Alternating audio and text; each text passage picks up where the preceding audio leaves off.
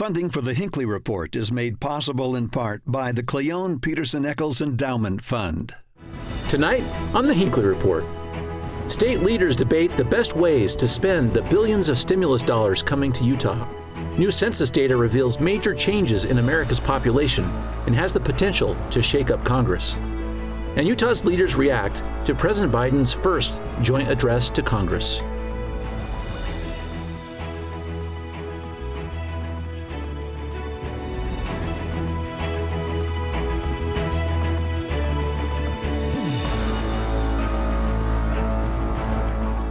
Good evening, and welcome to the Hinckley Report. I'm Jason Perry, director of the Hinckley Institute of Politics. Covering the week, we have Boyd Matheson, host of Inside Sources on KSL NewsRadio, Maura Carabello, president of the Exoro Group, and Glen Mills, anchor and senior political correspondent with ABC4 News. Thank you for being with us tonight. This has been a big week in politics, national stage, local stage. Maura, I want to start with you about the message to the joint session of Congress this week from President Biden. This is one of the hallmarks of the first 100 days in office. And it was the eve of his 99th day. A lot happened here. You are a great political strategist. You advise people on speeches. Kind of give us a high-level view of the tone, the approach, and what he was trying to strike with this speech. So first, you alluded to this. I was struck by his sense and his knowledge of the moment in time. Now, this could probably come from his 40 years of anticipating this moment in his life. But he took time. He called the joint session. It's not formal, it's informal. There's an adage that say events drive politics. And President Biden clearly seemed to understand this adage in the convening. His tone was a little old school, American statesman-like. He had a great moment with the acknowledgement of two women in the dais behind him. I thought I appreciated his lack of snarkiness, really. I mean, I think that it felt more traditional that way. And he did, and I'm sure we'll talk about this more, he laid down some big markers. It was a generational speech for him. Whether he will accomplish it or not, I like a president who understands the mantle that says, I have a moment in time and I'm laying down a big agenda, not a small one. Yeah, we're definitely going to have to talk about that agenda because there was nothing small about it. That's right. The first part of the speech, as you alluded to, Glenn, was a little bit of victory lap to some of the big successes. Talk about a couple of those and kind of give us the Utah lens on how we perceive those things as well. Well, the biggest thing he came out on was the coronavirus pandemic response. And that makes sense when you take a look at the polling nationwide, because that is where he is the most popular. It's where he has the most support. So I wasn't surprised to see him do that at all. He talked about how now every American has a vaccination site within 5 miles. Of course, we've seen Utah ahead of the national pack when it comes to the rollout with the vaccine, but it wasn't a surprise at all to hit on that. And then obviously the relief plan that he was able to get through Congress as well was a victory for him, even though it was a partisan victory, still one that he was able to touch base on in that speech. Yeah, Boyd, talk about that particular point, because that American Rescue Plan, for sure, he said this is one of the hallmarks. You know, he put a historical perspective, one of the biggest investments in our workers to recover, have our economy recover. How did that play in Utah? You know, I think it's interesting in that the pandemic has really shifted the way that we look at government. I think many people are a little more open to a more prominent role of government, especially as it relates to this kind of funding and projects and programs. And so I think he struck that, trying to really use that as a way to parlay it into his next initiatives, which are also equally big in terms of infrastructure and the American Families Plan. I think one of the other things that the president did, coming back to Maura's point, he did do this in a different way. The thing that struck me the most was the use of the term we, as opposed to I and me and mine from the previous administration. So that was a stark difference there. Of course, it was a speech in a unique setting with a half-empty, with some members of Congress with their feet up on the chairs. There was so much space. So it was an interesting moment there. But I think he really was trying to say, look, there is a role for government to play. And we're going to show you that it can play bigger, and that will be the big debate, and where a lot of the pushback came from coming out of the speech. Another notion on his long-term strategy I think we should be watching is that he and Vice President Harris have hit the road. So that has, that is key. That is old school strategy in which not only he's extending his cycle, we're following him still. He's reinforcing his agenda. He's really capitalizing on his polling right now. now, and they're aware of that. They know they'll see a dip. So he's laying out not only an agenda, but he's following through with a strategy going into the states that I think we should watch. One other important thing I was going to mention on when we talk about this contrast between President Biden and the previous President Trump, even Representative Chris Stewart, in his response, which was ultimately very critical, he admitted that the president carried a soothing tone. And so I think that was a common thing that people picked up on during this speech as well. What do you think? I think it's also really critical that the president was able to focus on this communication strategy.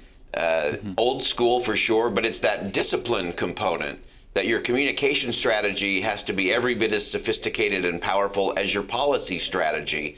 And as Maura said, hitting the road, getting out there amongst the people and playing on the messages they've tested and that they know work is actually great discipline from the administration, again, from a communication strategy standpoint. So Maura, to that communication strategy, all of you hit a little theme on here too, which the president needs to address, is for a long time, Republican side, Democratic side, there's a lot of talk about, I'm going to reduce the size of government. And clearly these proposals that we're going to talk about here for just a minute are not doing that at all. So how does he strike the right balance for that when he's going to say, hey, it's going to grow a bit and it's for everyone's benefit? Right. So, I mean, he's got an uphill climb, I think, on all sides with just how much money we are talking about. But I think the key for all of taxpayer spending, when people ask about how Utahns ever tax themselves, or we don't pass taxes, but we often tax ourselves through initiatives. For me, the key is coupling the money with what you get for it. The reason we don't tend to support it is that we don't think ultimately our government can follow through in an efficient way in using our money. We don't trust the system of government. So if they can adequately express to us that the middle class will get stronger and that our families will get stronger and that they could, the government could actually, I mean, I think that's what Boyd was saying with COVID. It appeared in the Biden administration that they followed through and we got immunizations. But do we trust that they'll help us with our wages? Do we trust that they'll help us with our families? And I think we could have a conversation about taxation if we really believed it generationally made us better instead of burdened the next generation. Right. I want to get to that burden for a second, but first I want to pick up on something Boyd mentioned in the speech. There was a lot of we in this, not a lot of I. But the question is, what does that mean? Because Glenn, there's some of our elected representatives here are saying, well, yeah, we're talking a lot about we, but you're doing it without me. Right. So, and we also heard that in the campaign as well from this president. He was one that wanted to move forward in a bipartisan way. However, now that you take a look at what's happening, especially our congressional delegation is looking at that, Mike Lee afterwards was saying this is a guy who campaigned as a centrist and he's been anything but. Representative Chris Stewart also responding. I kind of mentioned that a little bit earlier, and his bottom line was that President Biden is the most partisan president he's seen in Congress. So it just kind of depends on the lens that you're viewing this through, I suppose. The president's certainly saying the right things as far as bringing Americans together and both parties together. However, the congressional delegation and many Republicans seeing that it's in word and not in deed. Yeah, I want to read a tweet from Congressman Curtis to you, Boyd, to talk about this particular issue as to whether or not they're going to come together or not. Because if what you're all saying is true, that this message, he's on the road trying to sell this message and sell these packages, he's going to have to address this particular issue. Congressman Curtis, in one of his tweets, said, "I haven't given up hope that the president who promised to be a president for all will show up. But I haven't seen him over the past few months, and it didn't happen last night either. Bipartisanship is vital to Washington working, and I have yet to see any effort to work across the aisle in a meaningful way that would unite Americans. Until then, Utah is waiting." Comment about that, Boyd. Yeah, I think it's interesting. A lot of people talked about the speech, being a shot across the bow at the Republicans. I think the most fascinating thing was it was really a shot across the bow at the Bill Clinton legacy. In 1996, President Bill Clinton, at that very same podium, said that there is not a government program for every problem and the era of big government is over.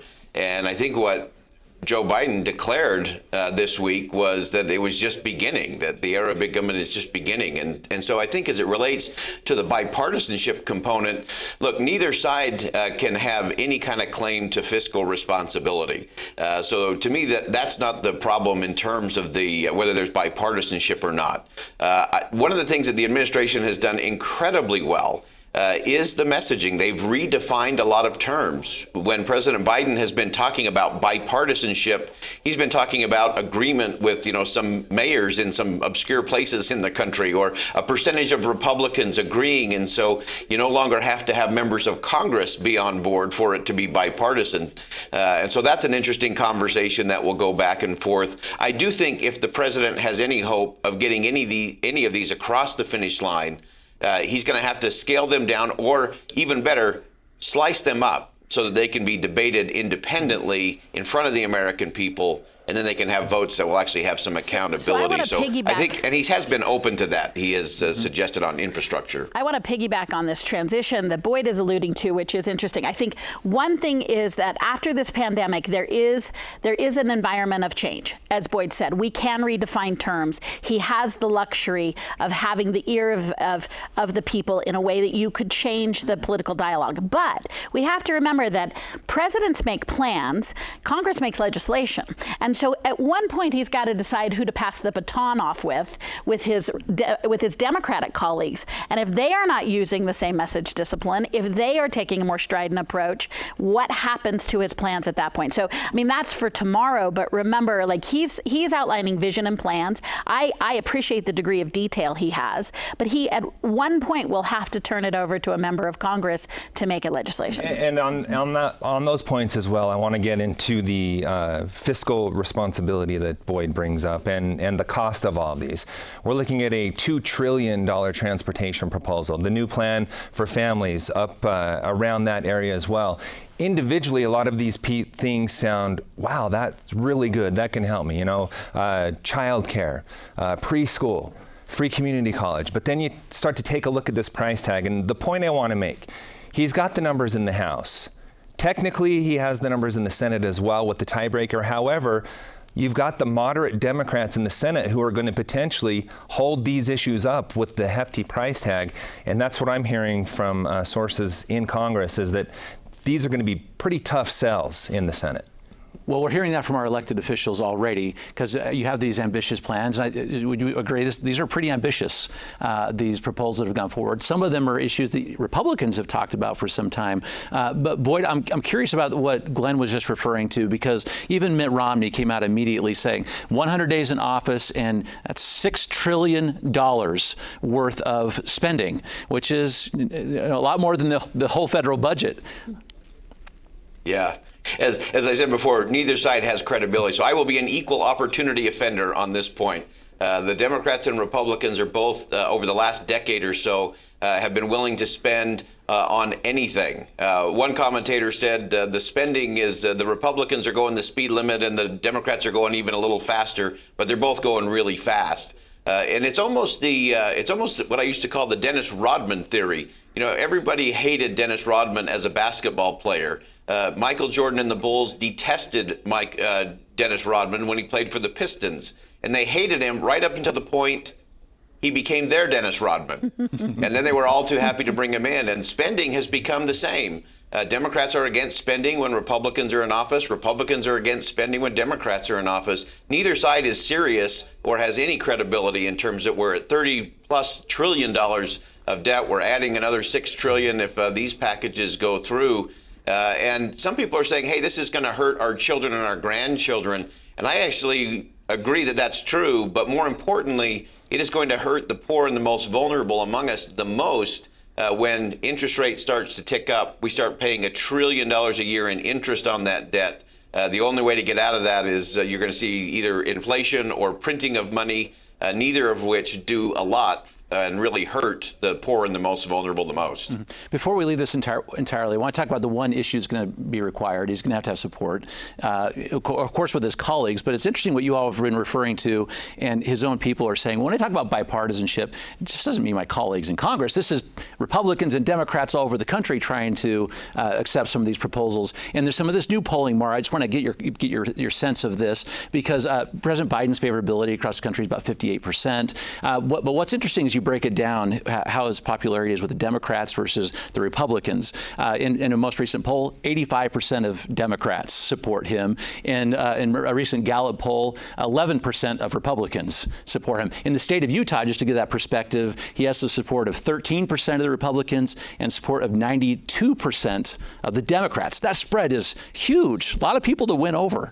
Yeah, it's a part of the hypocrisy we're seeing in the electorate, in which we say we want moderate mainstream people, but we don't want to give up the battle we're in terms of the partisan battles that we're in. And I think the polls reflect that, because I think what's interesting is moderate Republicans and moderate Democrats often have a hard time busting through to the other party. So we often say, as an electorate, boy, we want mainstream, we want moderate, we want balance, but we don't tend to reward that in the polling. And I think that's what you're seeing. What I find interesting, and I don't know if Governor Cox will appreciate this, but in some ways he has a moderate speaking style as well, and so does Biden. They're very different. They have different agendas. I'm not suggesting, but they are both people that are trying to say, let's work together. That's a hallmark of both of their approaches. And will we all recognize this? And will we seek problem solvers? Have we opened up 4 years of problem solving, or are we once again just going to go back to our old mantras? And there's also this dynamic that we're seeing very strong today, and that's not exclusive to this president. We saw it in the last administration and the administration before that.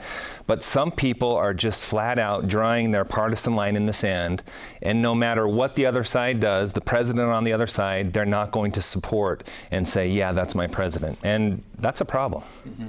So Glenn, getting to that partisan issue and support, what's interesting is we want to talk about the federal stimulus money, $1.5 billion coming to the state of Utah. And of course, some of our elected officials here said, the state of Utah is doing great. We weren't looking for that, but we'll take it. But how are we going to take it and where it's going to go? Talk about that, because you've been doing a lot of interviews recently. That is the big thing right now. $1.5 billion is going somewhere. How do we get it?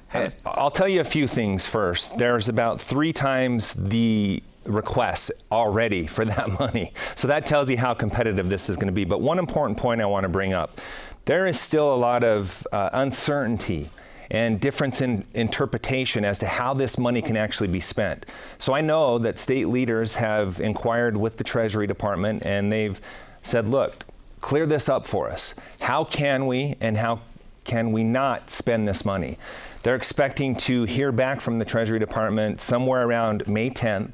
Once they do, they'll get a better idea of how this can be spent, and then they'll call a special session shortly after that. Now, the special session won't necessarily divvy out exactly how that money will be spent, but it'll be to say, we're accepting this money, it's here, and my understanding is they'll have a little bit of time to try to figure out how best to spend it. Right. Boyd, it's been interesting to watch this play out, because there's no clear process right now. What we're understanding from Glenn is we'll get guidance from the federal government somewhere around the 10th, but the legislature is planning on having a special session likely on the 18th of May. What are you hearing? Are they likely to start distributing some of those funds right then? And then please talk for a moment about some of the guiding principles that they have already put forward about how they want to spend the money. Yeah, I think as it all starts to come together, of course, as Glenn said, the request list is really long and growing already. And what I hope they will do, I hope the approach of this will be, let's make sure we're investing in things for the long haul. Often when this kind of money comes in, and we even see it in some of the big federal programs, that you do these things that it's kind of like a teaser rate on your credit card. You get it and you get going, or you get one-time money versus money over time. So you may launch some wonderful program, but then you've got no way to fund it in year 5, 6, 7, and 8, and it falls apart. And so I'm hoping the legislature will be very prudent and very strategic in terms of investing. Utah is uniquely positioned in not just in the country, but in the world to really lead out of the pandemic. But we need investment, we need vision and strategic thinking in terms of doing that. Otherwise, we'll take the money in, we'll spend it. I actually think that every proposal that comes in should start with a conversation about how would we achieve this objective and outcome? Not activities, that's where we get in trouble with government. But how would we accomplish this outcome with no money? and then build from there. Well, no, we couldn't do it unless we had this amount. Okay, then you do that. But the problem is we start with, hey, we need $2 billion for this or $189,000 for that, and that's the wrong way to lead. It's an okay way to govern into debt.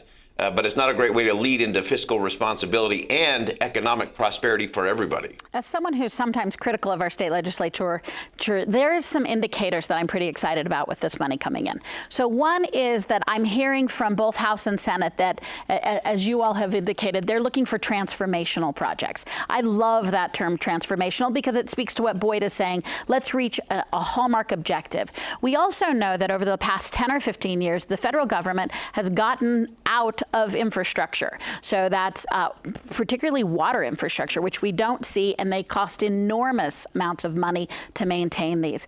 And we have a lot of deferred maintenance throughout the state just because infrastructure is so expensive and there's immediate needs. This, for the first time historically, you have a moment, if you do it right, to rebuild things that really matter and that are very expensive, while Utah is not trying to decide to pay their bills, And so if they keep an eye on transformational projects, I think that's key. The other component that's so important is you mentioned the $1.5 billion. Well, there's almost an equal amount that are going to counties and cities.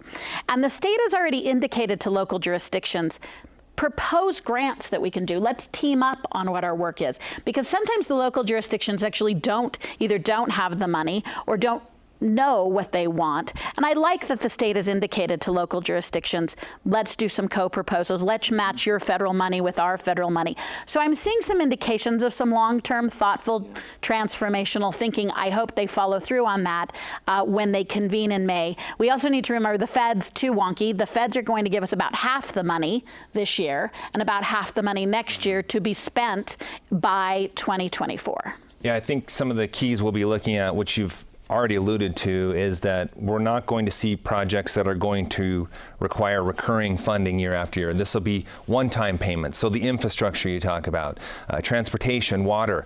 I've also been talking with Democrats up on Utah's Capitol Hill. They have a little bit different mindset when it comes to spending this money. We'll see how it plays out, but what's at the top of their wish list is they would like to see things like mental health issues being addressed with this money, helping kids who have fallen so far behind during this pandemic in education, helping them get caught up. They would really like to see it focused on the way the pandemic has really hurt the state, try to be put to that area so that we can make up some ground. Well, such interesting points, but there does seem to be a core here of where the legislature seems to want to go on both sides. This investment idea and leveraging those funds is very good. Also, this great emphasis on statewide benefit that you've all referenced here today as well. I want to talk about some of these some statewide statistics here for a second, Boyd, because the votes that are going to come in, particularly in our legislature, is going to be dependent upon a little bit on the new lines that are drawn as we have redistricting in the state of Utah. We just got some of the numbers back from the census. And there's a little bit of a shift nationwide in terms of those lines and how may impact the House and the Senate on the federal level. Talk about that for just a moment, and then we'll get to what it means for Utah. Yeah, from the national level, of course, having states like New York and California, Pennsylvania, Michigan, some of those strong Democratic holds that are going down in population and losing seats, places like Colorado and Texas and Florida, among others that are gaining seats. So that will be interesting in terms of the 2022 horse race and control of power in the House and the Senate. I think the real thing we have to look at, of course, coming back to the state of Utah, we have this great commission. I think we have some incredible people on there. And this great debate we get to have. We currently sort of have this pie-shaped districts where you have a little rural with some of the urban areas as well. Do you do a donut hole? Do you have just some representation for our rural counties? What's the best mix there? So it will be interesting. Of course, this was brought about when the legislature didn't act for so long. And then, of course, by ballot initiative, it passed and the legislature stepped in. And that we now have a commission that has begun their work. And it will be interesting to see what they come up with in terms of possibilities as they get into the fall. And they've got to have a recommendation back to the legislature, I think, by November. Just one quick point on that, Jason, if I can. We're starting to see that shift, obviously, for the census in favor of Republicans. They're feeling good about that. But when you take a look at historically what happens at a midterm election, I think that is also on their side. And then you go back to 2020, where they gained some momentum and picked up some seats in the House. So I think that kind of answers something we talked a little bit about earlier. Why is President Biden so urgent at getting some of this stuff done? It's because he probably has 2022, on the calendar circled, saying, I've got to get some stuff done before this potentially changes. Yeah, so Maura, talk about that, because when you talk about ambitious agenda, a lot of things are changing around the country. The populations are changing, particularly some of these more Republican states going to pick up a seat or two, particularly like places like Texas. Mm-hmm. Do you think that's true? That's at the heart of this? Is President Biden hit the ground running, not just because he had 36 years in the Senate, he was vice president, so he knows how the system works. Do you think that's why we've seen so much urgency? Yeah, Glenn, spot on. I mean, I think you have November of 2022 being a dialogue changer for sure, and he knows that you only have so much, and you can only, the tradition of there's only one or two big things a president can do, particularly with a complex Senate and House, I think is certainly ringing true. I think if you bring the census numbers back to Utah, the 4th Congressional is going to lose a little bit, it looks like. I think we all need to keep in mind how jammed up the decision makers are going to be in the fall. So we saw congressional level census data. We're still waiting for state, House, and Senate data, right? And that comes out in September. That's sort of the due date on contemplation. So, and then you have, I always want to give a shout out to our state elections office, because they're very good at what they do. But they have just, 15 minutes then to figure out how to put those boundaries into impact and get people their signature gathering. So I think this is an issue. If you love to watch politics, this is an issue to watch. Yeah, we're going to watch this so closely, particularly as we see our demographics changing. An 18% population growth in Utah just over these last 10 years. It's huge. Thank you all for your great insights this evening. It's so much appreciated. And thank you for watching the Hinckley Report. This show is also available as a podcast on pbsutah.org/Hinckley Report, or wherever you get your podcasts. Thank you for being with us. We'll see you next week.